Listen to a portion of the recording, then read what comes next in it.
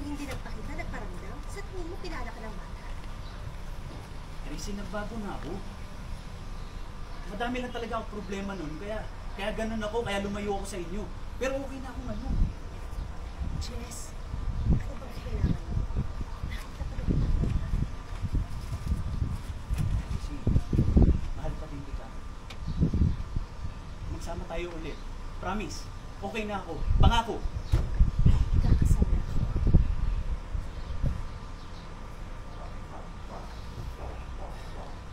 Mahal mo ba?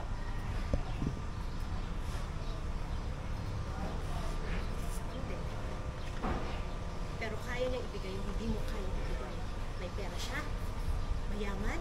Sorry, may pera lang. Pero kaya.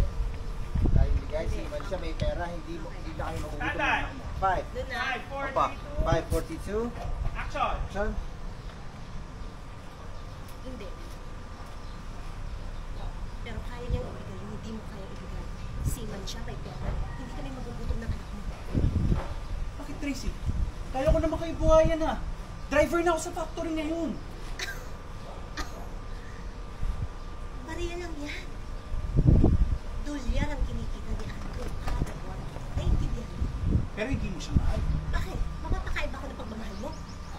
Jess, gusto ko naman ng magandang buhay. Ayoko na maghirap.